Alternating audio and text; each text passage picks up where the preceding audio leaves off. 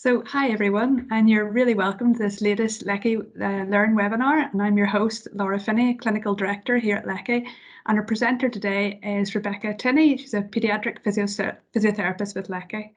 So with New Year being a time for new beginnings and setting new goals, it's the perfect time to think about activity in children and how we can support them to be more active at school and at home. And that's why it's a great time to explore all things to do with upright movement and walking. And that's what Rebecca's going to cover today. And you're very welcome to put any questions you have into the chat and we'll answer them at the end. And also please do access the SharePoint for any documents that Rebecca refers to in the webinar. And again, there is a feedback form on that SharePoint. So please, if you could fill it in at the end. Okay, over to you, Rebecca. Brilliant, thanks, Laura. So yes, as Laura said, I'm a physio here with Lecky. Previously, I was a physio in the NHS for a good number of years over in Nottinghamshire. And I think one of the favourite parts of being a paediatric physio is seeing a child get in a walker for the first time and parents weren't expecting it and they weren't expecting it and they take those first steps. So I think from seeing that as quite a junior therapist and kind of building on it over the years, walking has become a real big passion of mine and getting these children up and walking and moving. So that's kind of what today's webinar focuses on. So if we go through then some of the learning objectives for this session, so we'll start by just kind of briefly going over the basic principles of walking and how a child gets up and walking. And then we'll look again quite quickly at the paediatric gait cycle and some key kind of movements to look out for and keep an eye on. Then we'll go into kind of the physical and psychosocial benefits of walking and what difficulties children who have a disability will often face. And then we'll look at kind of the various types of walkers that are currently out there and some of the pros and cons with those. And then coupled with precautions, contraindications of using a walking frame. And then finally, we're going to look at some key issues that are commonly come up when a child is trialing a walker, and then look at maybe some more practical tips about how to go about resolving them. So we know that walking is this natural gross motor progression from standing. You will often hear the word gait used quite interchangeably when describing walking. And gait is basically a person's manner or style or pattern of walking.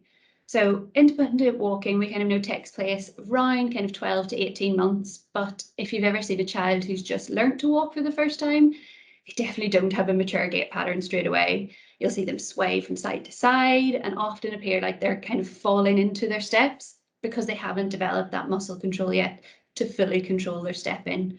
So like with most things, they need to practice and they need to practice and keep practicing, and then they'll start to hone that skill and gain that more mature gait pattern kind of around 3 to 4, but then it keeps continuing till about kind of 7 or 8. By that age, they'll have kind of as close to an adult gait pattern as possible.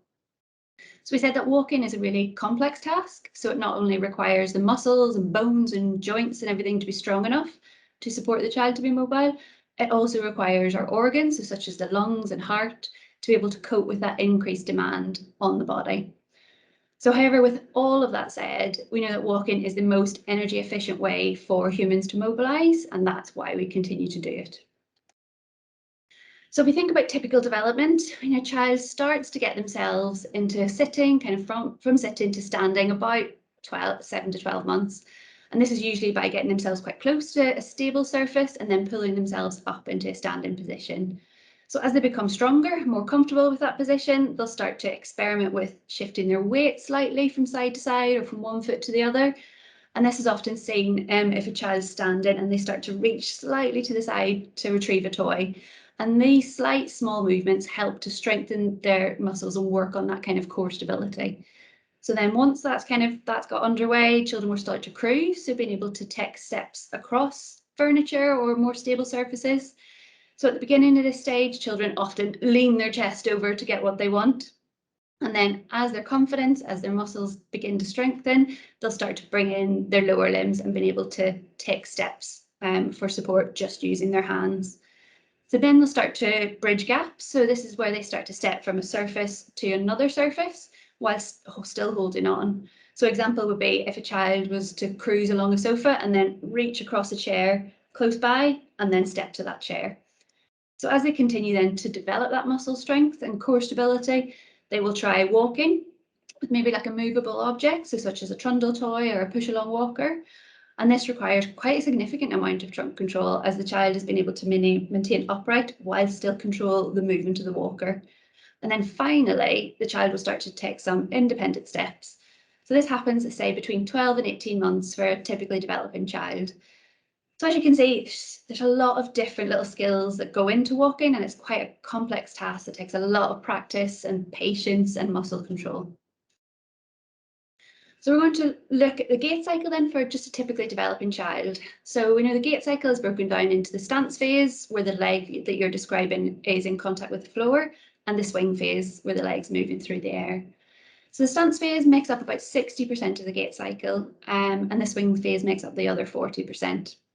It is often broken down further into subsections that describe what is happening kind of at the hip, knee and ankle, and what they should be doing at certain points. Again, it varies between different gait models on what exact stages are called, but generally they all go through the same process. So if we look initially, this first step is called heel strike or initial contact, so depending on what part of the foot contacts the floor first.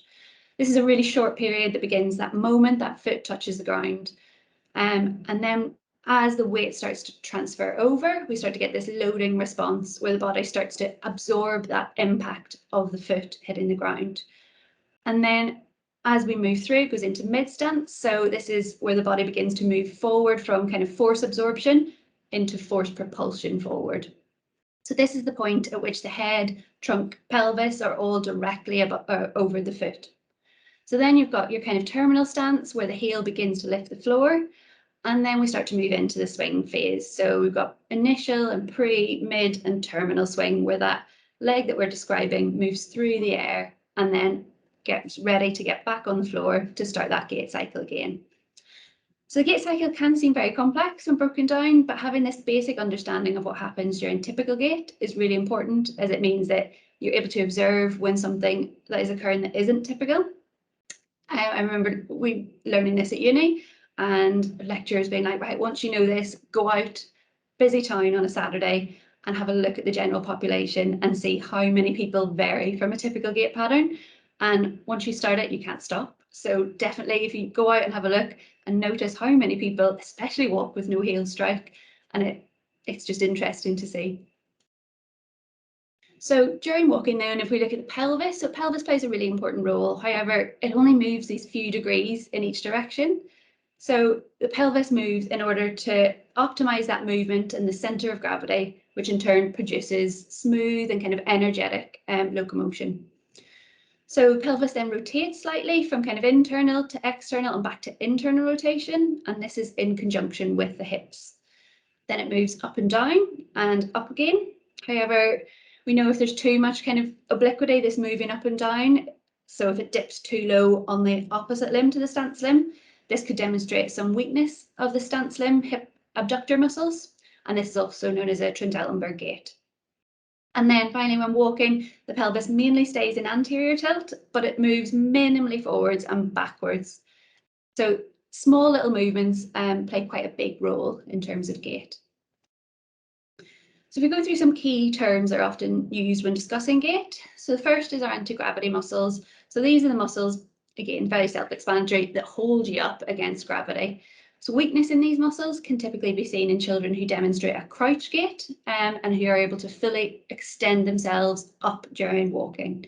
Key muscles in this group are the calf muscles. So these stabilize the ankle and hold the knee straight from behind. Then you've got the quadriceps, which hold the knee straight from the front, and the hip extensors, which hold the hip straight from behind. So certain muscle groups, again, are more active during each part of the gait cycle to maintain that upright position. Next, we've got reciprocal movement. So this is basically just moving your limbs at the same time, but they're doing different movements. So walking is a prime example of a reciprocal movement, as you've got one leg forward, one leg back. Also movements such as crawling and pedaling are reciprocal movements. So then following on from reciprocal movement, you need to have selective control of your muscles to be able to move them reciprocally, or else both limbs will do the same thing at the same time. So for example, patting your head, rubbing your tummy. So it's not an easy combination to do, but this demonstrates how difficult selective control can be. And we know children with certain conditions, so like cerebral palsy, will struggle with selective control, as kind of there are so many different muscles and movements to kind of control, and they will tend to do recruit all those muscles at the same time. Next, you've got centre of gravity. So centre of gravity is the point at which the body's mass is equally balanced, and this point changes then depending on a person's position. So the act of just balancing requires maintenance of the centre of gravity right above the feet. And then if a person moves forward, or when a person moves forward, their centre of gravity is displaced beyond that position, and then the legs have to move to compensate for this change in centre of gravity, or else you fall over. And then finally, base of support. So this refers to the area beneath the person that includes kind of any point of contact with the floor. So for example, standing with your feet closer together narrows your base of support. Standing with your feet apart increases your base of support. So the majority of the gait cycle is spent in single leg support, so during which the base of support is minimalised to the width of the supporting foot. So there are many benefits to walking, and as we already mentioned, it is the most energy efficient way to get around. So walking improves bone density, so bones that are more dense are therefore stronger and less likely to fracture. So during walking, we've got osteogenic signals from the muscles, then they're combined with the loading of the bone due to gravity, and then this helps increase the density of bones. So walking also helps reduce muscle contractures. So we know that being active and being up and mobile and moving through kind of as close to a normal gait pattern as possible helps muscles stretch in the right way, and therefore helps reduce contractures that are caused by a lack of movement.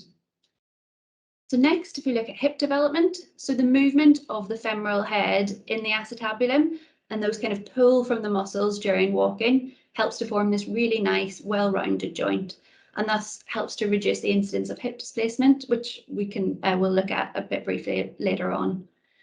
Digestion, so being upright in general, is believed to help with digestion and toileting, and that's through a combination of gravity and the activation of the abdominal muscles.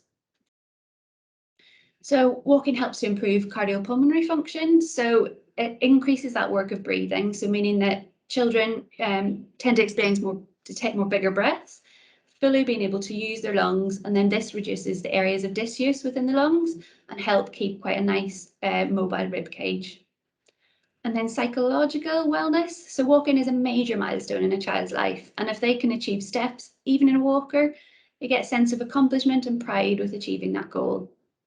So this is huge for children with disabilities, as all too often they're aware of the things that they can't do or they struggle to do, and being able to do what their friends are doing or their siblings are doing helps with that emotional and mental well-being. Again, peer interaction. So for children to be able to be at eye level with their peers is a huge benefit of walking and being upright in general. So to be able to play out in the playground at school or take part in PE and help children kind of integrate and form those bonds with their friends. And walking also helps with increasing leg muscle strength. So it's been proven that doing those functional tasks, so such as walking, helps to improve the strength of those leg muscles. And then finally, spasticity. So we spoke about how children with CP struggle with reciprocal movements, so due to that altered tone and weakness. But the actual movement of walking can offset that spastic patterning, so where muscles are getting contracted at the same time. And the reciprocal action can reduce spasticity during that movement. So in 2016, there was a survey sent out to APCP members, so the paediatric group of physios, and this was within the UK, and they found that there was a resounding clinical opinion that active hip movement, which is obviously a component of walking, helps decrease spasticity. So they found that 99% of therapists thought it was really useful, and then 64% of them are useful, and 60% of the 99 thought it was very useful in reducing that hypertonus. So if we have a quick look, if we think of spasticity and walking, so there is a traditional view that the spastic muscles exert these abnormal forces on growing bone, causing these bony deformities, so such as coxavalga, increased femoral anteversion, and hip displacement. So there's starting to be kind of some change in the thinking surrounding hips and CP muscle in general, and it's starting to think that Muscle imbalances, so particularly kind of our hip abductor muscles, so the muscles that bring our hips outwards, and this lack of weight bearing are responsible for these primary deformities of the proximal femur, which then leads to hip displacement rather than solely being caused by spasticity.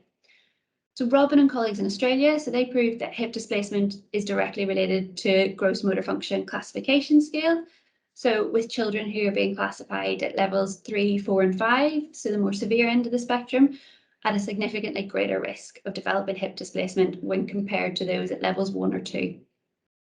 So we know the incidence of hip displacement in children with hypotonia was similar to the incidence of children with hypertonia. So if low tone and high tone have a similar incidence, that kind of leads us to think that maybe spasticity and high tone is not a major contributing factor towards hip displacement. And we know that the risk of hip displacement is highest between kind of the ages of about 2 to 5, in children, again, at levels 3, 4, and 5. So if the main factors that we know are affecting hip displacement is a lack of weight bearing and muscle imbalance, then it makes sense that we should be encouraging our children to be weight bearing as soon as appropriate so that they can be using those muscles in an active way to help with their hips. So if we have a brief recap then on what type of walking frames are out there. So when looking at the evidence, there are so many vast amount of names for essentially what is the same equipment. And the sheer amount of names out there makes it hard when you're trying to look for the most current and the most appropriate evidence and research. So the term gait trainer is used quite a lot, and it's a supportive walking device, and again, it provides trunk and pelvic support. So these devices, again, can be known as support walkers, postural control walkers, suspension bodyweight support systems. So these gait trainers commonly unweight the body through kind of a solid or a fabric seat, and they stabilize then the trunk and pelvis. Again, there's some confusion around the term gait trainer as they're not always used to train gait, essentially, or develop independent unsupported walking. But sometimes they're used as a means to enhance activity and participation. Again, it depends on what the child's goals are for using the equipment, as sometimes they will be using it to train gait and hone that skill, but other times they might be using it for just exploring their surroundings. So the title of gait trainer might not always be appropriate. Again, a lot of the literature talks about support walker, and again, that similar concept. So if we as therapists can't really get it straight when describing the type of equipment that we prescribe, how our parents are supposed to understand what kind of equipment their child will have. Personally, I tend to use the term walker or walking frame as that's what parents refer to it as, and it nearly covers all the different types of reasons for using that bit of equipment. So all these terms of walking frames then allude to how much support the frame gives the child. However, we know that walking frames can be described in what configuration they're set up in. So anterior walking aids are frames which are pushed in front of the body. So for example, we've got Quest 88 rollator frames, the Shipman Marseille. So these place higher demands on the child. So the child needs to have enough strength in their trunk to be able to control that frame and remain upright, or else the frame will move too quickly and they'll lose their balance. This is really evident if you've seen a baby pull to stand on a push-along toy and they go to push and the toy almost just runs away from them. And this is because the baby doesn't have the postural stability yet to be able to manage controlling the toy and remaining upright at the same time. So these types of walking frames are really good for kind of that early weight bearing, so especially kind of following surgery or fractures. And they're good for children who are used to using those push-along toys or trundle toys. Children will naturally push forwards and then get stronger as their muscle confidence develops. So, for example, children with developmental delay who are looking likely to be independent walkers, just having that little bit of support can help them move on to independent walking. However, we know it's well documented that this type of walker encourages increased hip and trunk flexion. So we think the walkers in front, it brings the child's centre of gravity in front of the child's base of support. So meaning there's less kind of co-activation between the back extensors and flexors, and this leads to more of a flexed posture. So if we look at posterior walking frames then, so if a child doesn't have enough trunk strength to control kind of that low level anterior walker, then a posterior walking aid may be recommended. So here the walker is pulled behind the body, so frames such as a K walker, crocodile and multi-walker. and the weight is kind of supported proportionally by the walking aid. And then you can have posterior walkers that support higher up. So the Kid Walk, My Way, Buddy Roamer. So benefits of these types of walkers are an improvement in posture, as the child will naturally be more upright and therefore a more natural gait pattern can be achieved. And they're also able to fully access their surroundings, as there's not a big frame in front of them. This walker, it helps with co-contraction of those trunk muscles and helps with activation of the hip extensors. So you get an improved kind of hip-knee angle throughout the gait cycle. However, as we said, already mentioned, some children might naturally want to push walkers. So children who are really used to pushing might find it really a bit of a change to then go with pulling the walker behind them. And sometimes it can find it quite hard to get their momentum going without kind of any changes to the frame. Then you've got your multi-way walkers. So these can be configured in an anterior or posterior setup, so such as a Mustang, Pacer, Grillo. These photos on the bottom left show a little boy using the Pacer in an anterior setup, and then beside that, it's a little girl in the posterior configuration. And then similarly, the photos on the right show how a Mustang then could be set up in anterior and posterior. So however, unlike low support walkers, having the walker in an anterior setup can make it easier for the child, and this is because they can lean their body on the frame and support themselves through their arms and the chest support. And this kind of coupled with the increase in prone angle can make it stepping easier, as they almost fall into their steps but have that support so they don't fall forward. However, like with the low support walkers, having that bulk of the frame in front of the child does mean that they can't really access their environment. So being in that support is good for walking and kind of walking only, but if they were to get close to a table, there's still quite a distance. And again, with the anterior, you've got that increased hip and knee flexion by leaning forward. So we've kind of already spoke about the benefits, those physical benefits of walking, but what are the benefits of being in a walking frame? So this question kind of received some different answers. So George and colleagues in 2 years ago, 2020, completed a UK survey of prescribing clinicians, so mainly physios, and then also those who work with children who use support walkers, but don't prescribe them, so like education staff.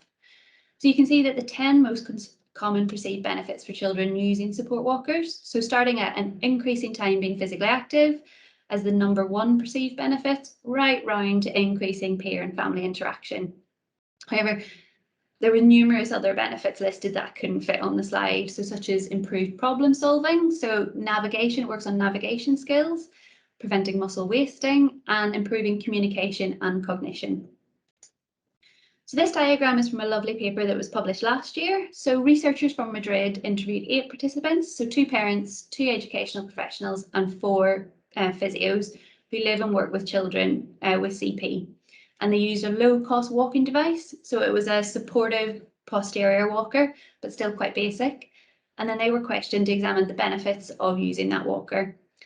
The interviews were then transcribed and these key themes were pulling out. So these 3 main benefits were seen to be emotional welfare, physical well-being, and social enjoyment.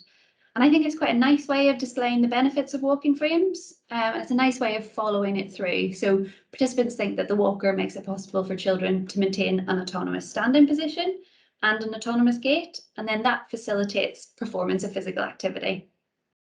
And then these features increase the autonomy of the individual, which affects their safety.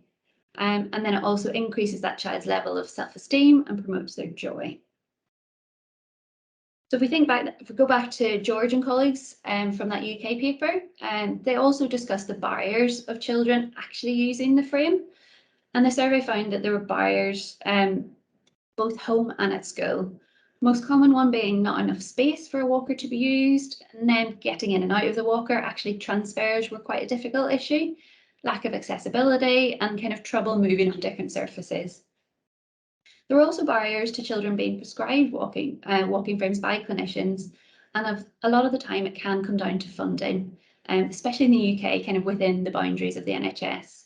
So personally, I've known clinicians who were not allowed to prescribe a supportive walker unless it was likely that that child is going to become an independent walker further down the line, which it goes against the evidence that is out there. And then there's also this idea that encouraging a child to use a supportive walker will increase the tone of spasticity in their legs, which leads to complications with contractures further down the line. As I said, kind of that recent research has concluded that spasticity is not the primary cause of contracture development in children with CP. It is this impaired muscle growth mismatched with more normal increases in bone length. And that is the cause of those primary deterrents of static contractures. As part of the Lecky Learn training program we are currently running, we do another course that goes into a lot more detail on CP muscle. So if you want to learn a bit more about that. And then finally, there's sometimes the idea that a child must have sufficient trunk control to be able to move on to using a walking aid. And whilst this is very true in typical development, for some children with more severe disabilities, they will never have that trunk control to be able to achieve that milestone. But as we've discussed, the numerous benefits of using a walking frame outweigh the risks.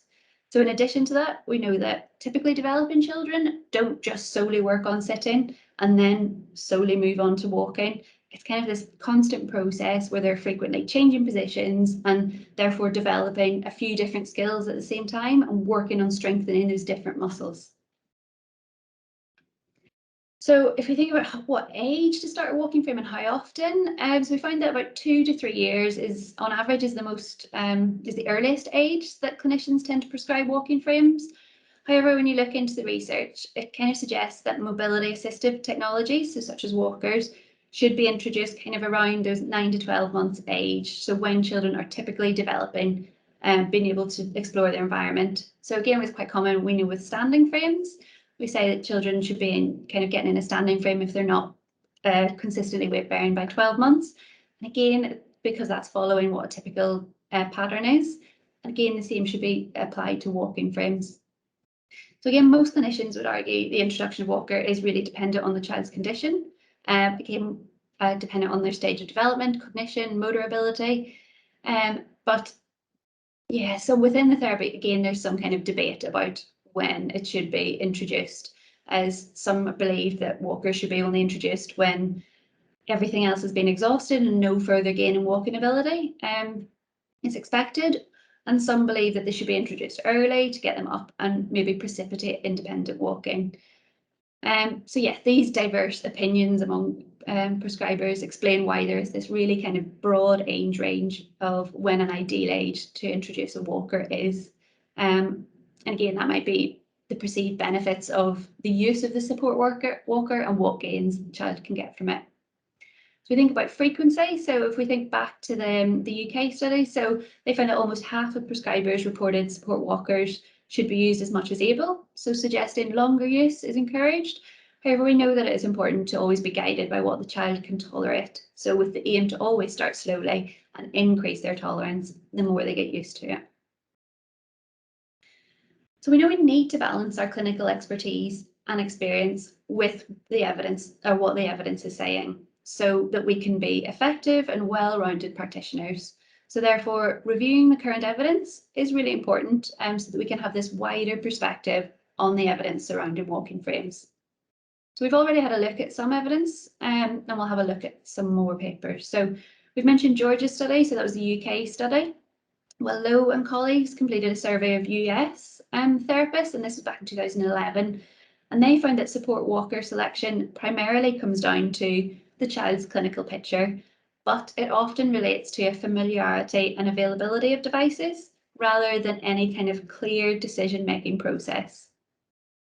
And then if you move on to Pallig and Livingstone, so they completed a systematic review, so to critically appraise the evidence surrounding gait trainers. So again, those walkers that provide trunk and pelvic support.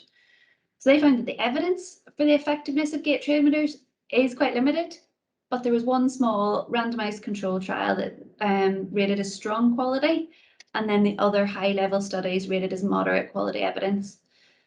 So they found that the highest level of evidence supporting the use of gait trainers was to increase the ability of children at GMFCS level 4 and 5.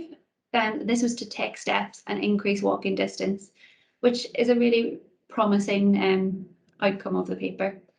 And then we've got McKeever and colleagues, so this is 2013, so they looked at the significance of being upright, and they conducted these interviews with parents who had a child who used one of the posterior supportive walkers, and they found that parents placed a really high value on the children being able to use a hands-free walker. And this was not really as much as this for the psychological benefits or for the independence, but rather for the child's ability to be upright in an upright position, and it improved their participation and inclusion in a lot of different aspects of their life. So again, that kind of being upright and being able to access the environment was seen as a really high priority. And then, as we spoke about, walking helps increase our work of breathing and improve that cardiopulmonary function. So for children with additional needs who we know are typically less active, it's really important that they have these opportunities to increase their activity levels and reduce the amount of time that they're sedentary. So for Sharon and colleagues, this is in 2016, presented the first CP-specific physical activity and exercise recommendations. And this was based on kind of a comprehensive review of the literature, expert opinion, and extensive clinical experience. So it was quite a nice, well-rounded paper.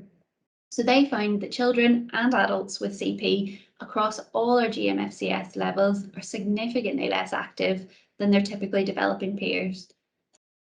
And if we look closer then into this sedentary behaviour, we can see why our activity needs to be encouraged. So across all of the levels of CP, so we've got children and adults were found to spend 76 to 99% of their waking hours being sedentary. And that, to me, that figure completely blew my mind. That's a huge, huge proportion. And if we think our children at GMFCS level 1 who are independently mobile are still significantly less active than their typically developing peers, it's a huge figure.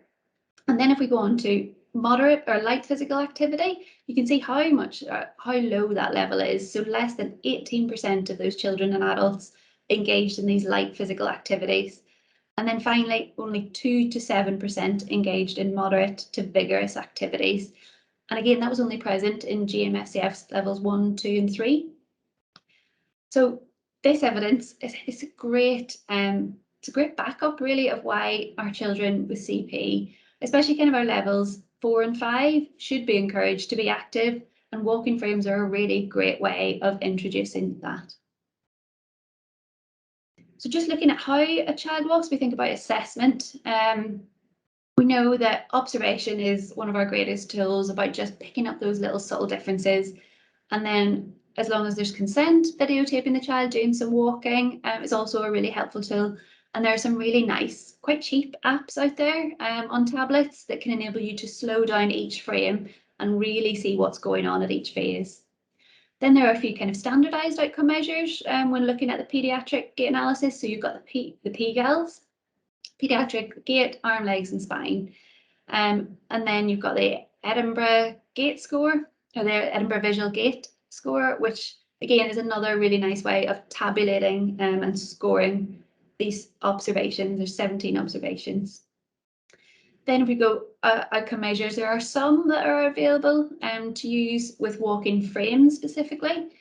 So the Pediatric Evaluation of Disability Index has a part for mobility and can be really sensitive to changes. Then you've got things like the Canadian Occupational Performance Measure, the COPM, and the Goal Attainment Score, GAS goals, which can be made really specific to what the child's goals are. And then finally, you've got the SWAP, so the Supported Walker Ambulation Performance Scale. And this can be adapted to measure progress in mobility or gait function whilst using a gait trainer.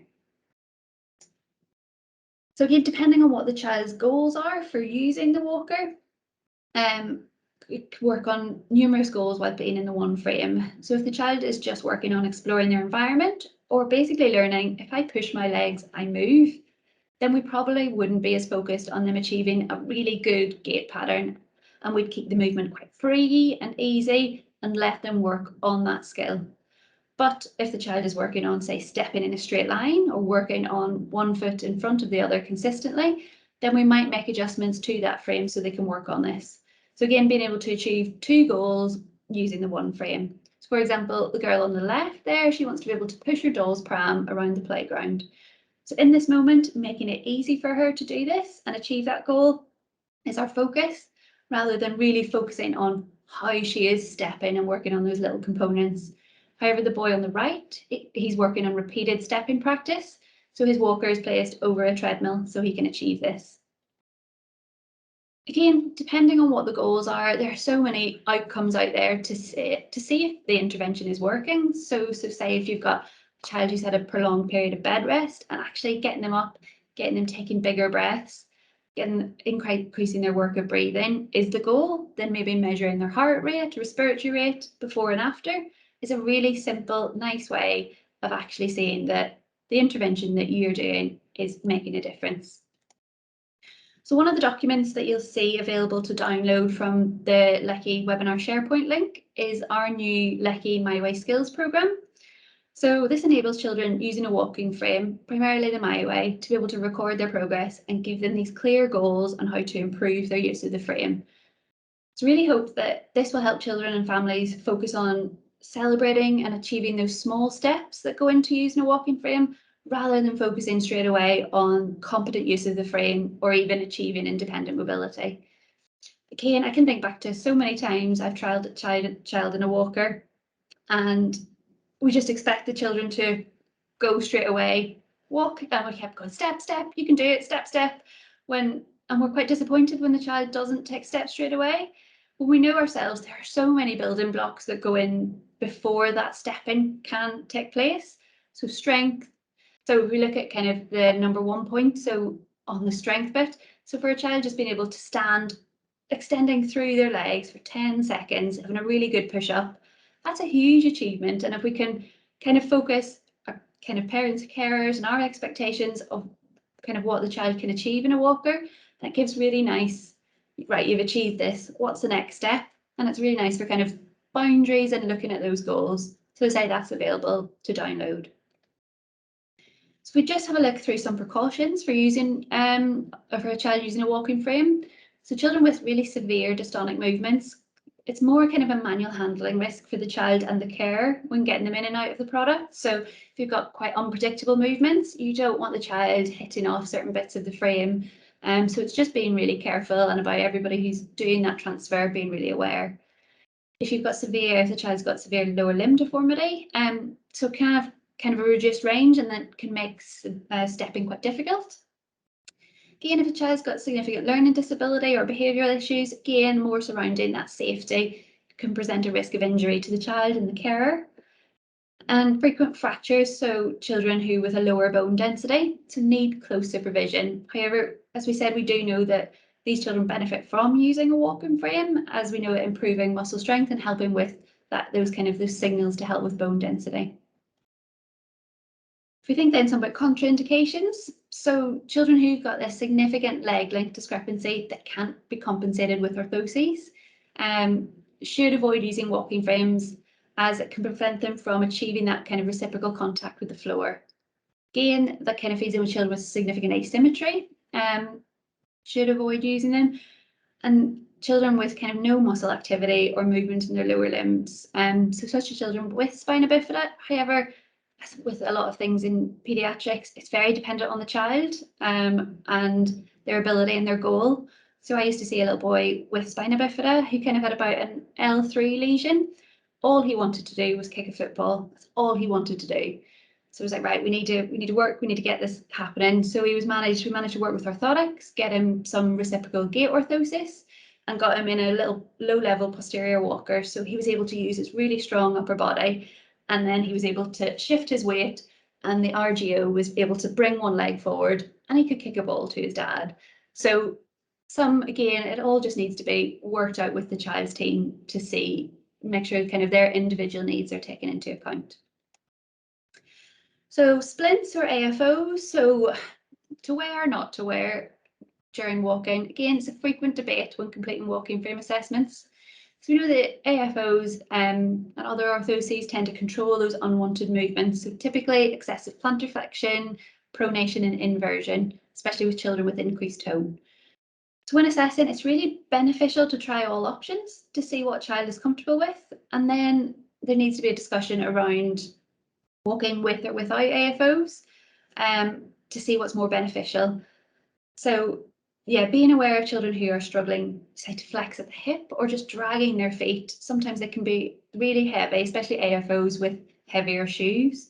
And And then the kind of conversation needs to be had whether the amount of time that they're realistically going to be in the walker, the benefit kind of them using the walker, does it outweigh the risk of them not being in AFOs for that time? So again, it's a very individualized approach. So just a quick example of some games. So we know that sometimes walking just for walking's sake is quite boring. And with a lot of interventions in the paediatric world, this should be made fun. They should be made enjoyable for the child.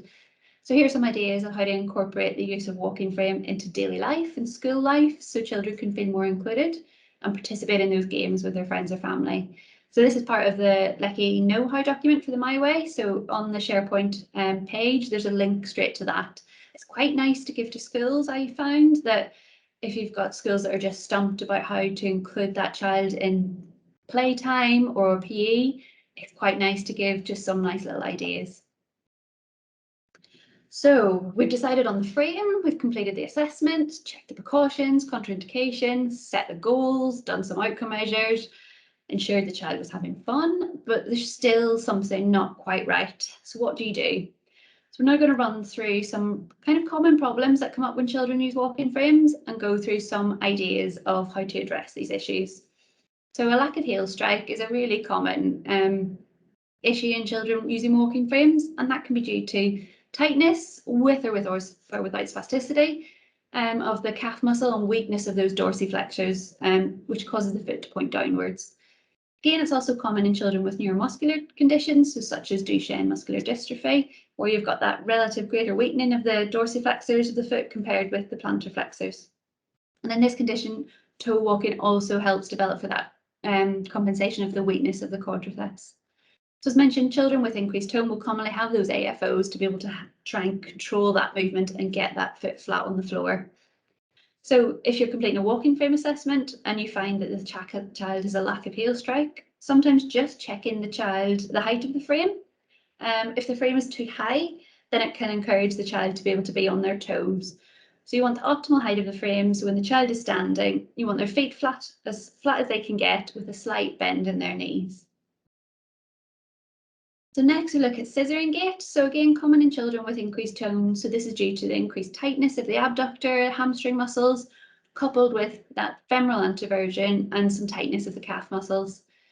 So physio exercises, use of orthotics, tone management, and sometimes surgery are all options to be able to help reduce that. And then children who walk with a scissor gait may also sometimes walk in crouch gait, which we'll go on to the next slide. So if doing a walker assessment, if you're doing an assessment, especially with the My Way, try attaching, there's ankle guides being along kind of the sides of the frame, or even attaching a saddle to a frame so that it just bridges those legs apart so they can't fully cross over. So then crouch gait. So when crouch gait is defined as this excessive kind of dorsiflexion at the ankle combined with excessive flexing at the knee and the hip. So children who walk with crouch gait may also, again, scissor their legs, as we said. And again, the most common cause of crouch gait in children with increased tone is lengthening of the Achilles tendon without the dorsiflexors being strong enough to be able to control that foot and keep them up against gravity. So again, orthotics, so such as graphos, so ground reaction AFOs, tone management, physio, surgery can also help. Again, if doing a walk-in frame assessment, just make sure the height of the frame and play around with it so that sometimes then if the frame's a bit higher, the child can then weight bear through their arms and use their upper limbs to really support themselves, and so they can focus on using their leg muscles for walking. If we look at in-toeing, so again, common with children with CP, so this is due to that increased femoral anteversion and tightness of those leg muscles. Also, children who have poor control of their muscles around the hip will naturally kind of sometimes fall into that position. Again, there's some orthotics that can be used to control that unwanted movement, such as things like tap splints, and physio can help with that muscle strengthening. So again, if doing a walking frame assessment, so have a look at the things we just discussed to see if it can help address the issue. So depending on what's causing the in-toeing, the child might just need to practice stepping in a neutral alignment. So sometimes hands-on facilitation with stepping, so marching on the spot, singing games, things like penguin walking, working on that kind of getting those legs more from in towards out, or sometimes even attaching ankle guides can help with that leg positioning, as just kind of controls that inwards movement. And then we've got the opposite, we've got out toeing. So really common in children with kind of low tone, so children who have Down syndrome or developmental delay. So children with low tone often adopt this position to increase their base of support and help them feel as stable as possible. Again, may also be caused by that excessive length of the Achilles tendon and rolling in of the feet, and the feet turn out to compensate. So again, if you're assessing the child with a My Way, which, we might have our little leaflet here behind us. Hopefully you can see that. So we've got the groin straps, sometimes just crossing them over. So say attaching this groin strap into that buckle, crossing over those groin straps can just help pull those legs in a little bit more. And again, it's a tip that I didn't think about till fairly recently. If you've got the straps attaching outward, you're going to more likely be encouraging out toeing. So just having a little play around with that.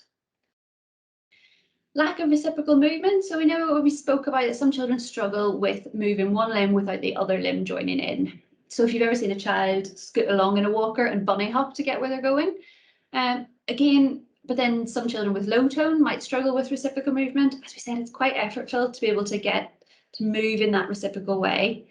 And if you've got weakness, of the anti-gravity muscles, keeping yourself upright whilst transferring your weight on one foot can be really challenging. And again, you've got children with coordination issues, so such as DCD, and those kind of children can struggle with that reciprocal movement as well. Again, so if a child that you're working with is struggling with that reciprocal movement, then trying a device that encourages that movement can help them get a feel for the movement that could translate into walking. So trikes are good for this, as the child gets used to that patterning and shifting their weight whilst in a seated position. And then the My Way pedal, so that attaches onto the My Way, and that encourages children to weight bear through their legs in an upright position whilst moving in this elliptical pattern, which is a more closer pattern which resembles walking rather than pedaling up and down. So I've seen a few children that have really struggled with doing any steps. You put them in the walker and they're really, really struggling. Then they have some time in the My Way using the pedal and being encouraged going through that elliptical motion and then coming out of the pedal, going in just the My Way itself and being able to take some independent steps, which is really nice. We've got a family who were involved in a case study with us over in Mansfield in Nottinghamshire, and this little girl really struggled using the My Way, had a period of 6 weeks using the pedal, and then went back in the My Way itself and was able to take 30 steps from being able to do very few. So it's just something to really consider if that is the real key issue. Lack of momentum, so it's something that we see quite a lot, so especially in children with low tone. Some children might just need a little nudge forward to bring that centre of gravity and kind of displace it in front of their base and get them started. Can also be caused by a lack of strength, but also a lack of kind of experience with stepping or motivation. So again, if you're using the My Way and the child has really difficult initiating that stepping, first off, I'd review the position of the harness. So I try and keep the harness quite as low as possible, so the lower edge of the harness just covering the ASIS of the child's hips. If the harness is too high, you can kind of reduce any trunk movements that are going to take place. Then I'd look at increasing the prone angle. So, but note, if you increase the prone angle quite a lot, it makes the frame a bit lower, so you might have to adjust the frame up. And now I've tended to, probably about 9 times out of 10, start the child in a few degrees prone. So no matter if they have trouble initiating stepping or not. And if you think about it, none of us walk bolt upright. If we sit, we don't. We have to be able to move, as we say, displace our centre of gravity to move. So just having that few degrees prone enables kind of that position and a best position to move yourselves forward. So it's always worth kind of having a little play with it and see. Again, if making sure the resistance is as light as possible, and then sometimes locking the wheel direction. So you're kind of taking out as many variables as possible to give the child best way of stepping. Something I've also started doing is putting the anti-rollbacks on. So if you've got a child who just loves to push backwards or really could do with that kind of that backstop to push off, the anti-rollbacks work really well because they can push and then get themselves going forwards. But again, it's dependent on what their goals are for being in the walker. And then finally, just having something that really motivates the child in front of them. So such as a family member, or a lot of the time these days, tablets and phones, something that they really want to move towards. Again, I can think back to so many times when I've done walker assessments and I've been like, come on, step, step, step, step, keep going, without really considering it from the child's point of view. Why would they step? Why am I going to step for the sake of stepping? So I think it's just being mindful about what the child and what angle they're coming from. So really kind of thinking that motivation is key. And then finally, reduced hip extensions. So this is something that I find quite common with children who use walking frames, especially where the support is coming from behind. So you see when the child is trying to step forwards and they have this significant amount of hip flexion and they almost paw at the floor, and you see them and they're really trying to pull almost along the floor to get themselves going without really getting any hip extension or actually getting their feet flat on the ground. So again, sometimes it's caused by tightness of the hip flexors or hip extensor weakness, but sometimes it can just be the child's position on the saddle. Out and about with product trials with the My Way, I've been tending to opt for the saddle to be removed after the transfer. So as long as the child has some ability to bear their own weight. Again, if you think about it, if you were sat on a saddle, you would naturally want to let the saddle take your weight and scoot along if you could, because it's easier. And if I was really wanting the child to work on stepping practice, so rather than, as we said, kind of exploring their environment, if it was really focused on stepping practice, I would ensure that the harness is in a really good position. So making sure that it's positioned quite low, and then making sure the groin straps are quite tight. So there's once the saddle is removed, they don't sink and the harness doesn't rise up. And it's almost a cruel to be kind kind of way. It's making the child be more responsible for their own weight bearing. You know they're safe because they've got the groin straps to prevent them falling to the floor, but they can't just sit on the saddle and scoot along. So again, it depends. And then another tip for actually improving hip extension came from Lawrence, so one of our product specialists in London. So he found that if you anteriorly tilt the child's pelvis, so this is where it's quite hard to demonstrate that here. We do from the side with Harika.